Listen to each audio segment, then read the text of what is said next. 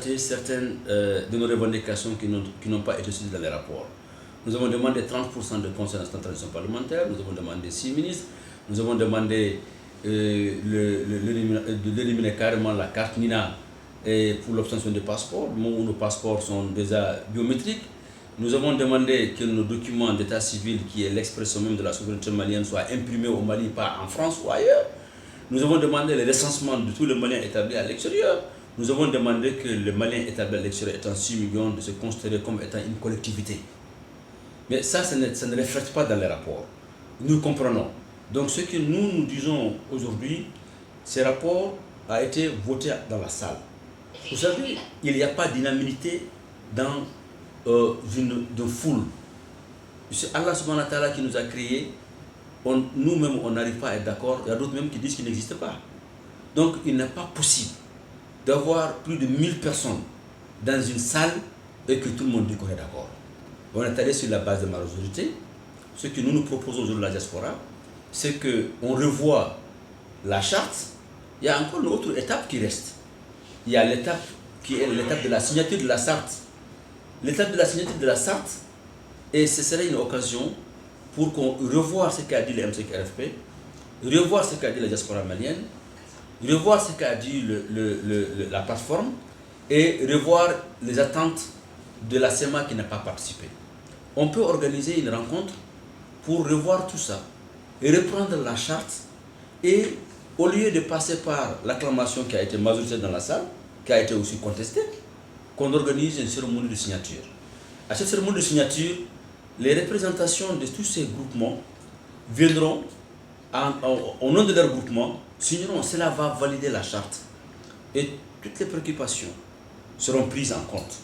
Et de là, nous allons commencer une transition apaisée, inclusive, au sein de laquelle tout le monde se reconnaît et se retrouve.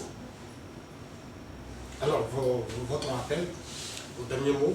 Mon dernier mot, c'est de dire à tous les Maliens de comprendre qu'il n'y a pas de livre parfait.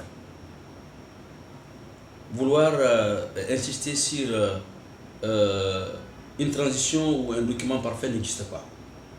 Mais il faut qu'on s'accorde sur l'essentiel. L'essentiel, c'est l'inclusivité. L'essentiel, c'est que le M5RFP a commencé un travail aujourd'hui que le monde entier nous envie. Que le monde entier ne nous voit pas encore étant divisé. Que le monde entier nous voit unis autour d'un idéal pour un Mali meilleur. Un Mali au sein duquel on n'a pas besoin de signer un document pour être malien.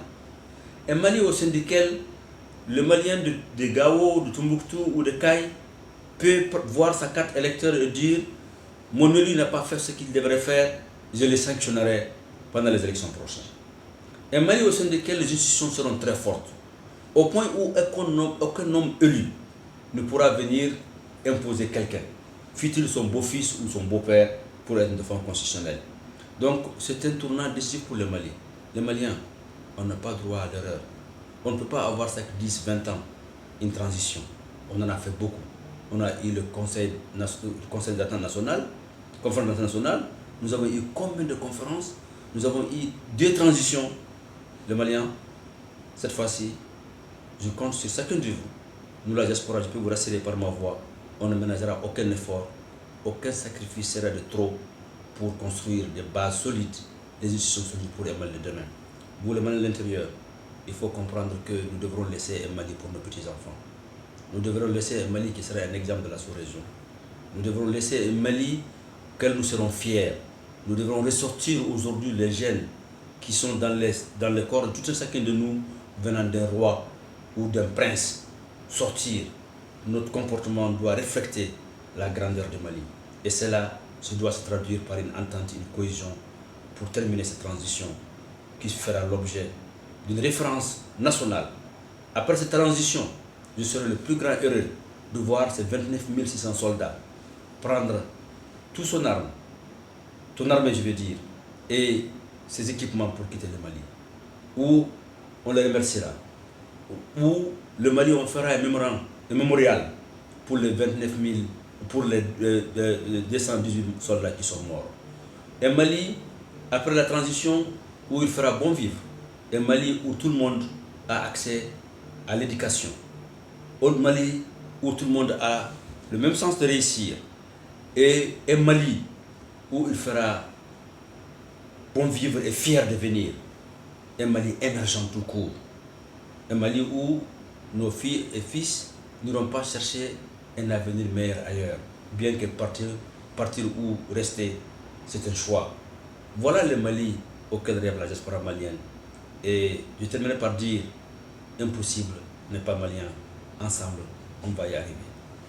Merci.